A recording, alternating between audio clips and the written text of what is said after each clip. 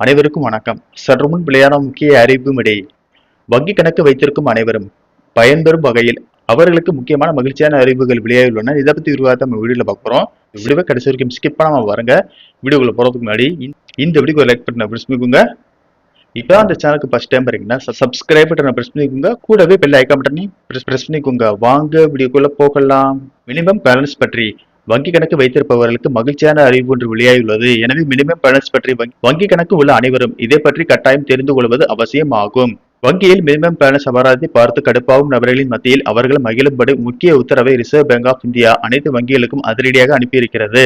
Minimum balance என்ற rules பலருக்கும் பெரும் தலைவலியாகவே இருந்திருக்க வாய்ப்புள்ளது. ரூபாய் 1000 பணத்தை அப்படியே வைத்துவிட்டு பல மாதங்கள் கழித்து பின்பு எடுக்க சென்றால் அது முழுவதும் இருக்காது. சிறிது விவரம் தெரிந்தவர்களுக்கு மினிமம் பேலன்ஸ் அபராதம் போட்டு விட்டார்கள் என்று தெரிந்துவிடும்.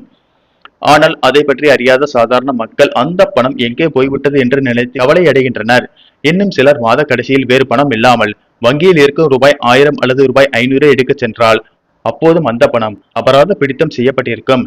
இதற்கு வங்கி கணக்கு முறையாக பராமரிக்காததுதான் காரணம் என்பதையும் மறுக்க முடியாது. இப்படிப்பட்ட மினிமம் பேலன்ஸ் அபராதத்துக்கு புதிய விதிகளை ரிசர்வ் பேங்க் ஆஃப் இந்தியா கொண்டு வந்துள்ளது. இது தொடர்பான விதிமுறைகளை அனைத்து வங்கிகளுக்கு அனுப்பி வைத்துள்ளது. இந்த புதிய விதிமுறைகளின்படி 2 ஆண்டுகளுக்கு மேலாக எந்த ஒரு பண பரிவர்த்தனையும் செய்யாத வங்கி கணக்குகளில் இருந்து எந்தவித மினிமம் பேலன்ஸ் அபராதமும் வசூலிக்கப்படக்கூடாது. ஏனென்றால் அந்த வங்கி கணக்குகள் செயலற்ற கணக்குகளாக எடுத்துக் கொள்ளப்பட வேண்டும். ஒருவேளை கல்வி உதவித்தொகை, அரசு மானிய உதவித்தொகை பெரும் நோக்கில் தொடங்கப்பட்ட வங்கி கணக்குகளாக இருந்தால் அவற்றை செயலற்ற கணக்குகளாக கருதக்கூடாது. இந்த கணக்குகளில் 2 ஆண்டுகளுக்கு மேலாக எவ்வித பரிவர்த்தனை மேற்கொள்ளவில்லை என்றாலும் இவை செயலில் உள்ள கணக்குகளாகவே கருதப்பட வேண்டும். அதே போல இந்த கணக்குகள் ஜீரோ பேலன்ஸ் அக்கௌண்டுகளாக இருக்கும் என்பதால் அதிலும் எந்தவித மினிமம் பேலன்ஸ் அபராதமும் வசூலிக்கப்படக்கூடாது. அது மட்டுமில்லாமல் இந்த புதிய விதிமுறைகளின்படி செயலற்ற கணக்குகளை மீண்டும் ஆக்டிவேட் செய்ய கட்டணம் வசூலிக்க கூடாது. அதே போல தொடங்கும் போது முந்தைய பராமரிப்பை சொல்லி அபராதமும் கேட்கப்படக்கூடாது. மேலும் 2 ஆண்டுகளுக்கு மேலாக பராமரிக்காமல் செயலிழந்துவிட்ட கணக்குகள் குறித்து அதன் உரிமையாளருக்கு SMS கடிதங்கள் அல்லது மின்னஞ்சல் மூலம் தெரிவிக்க வேண்டும்.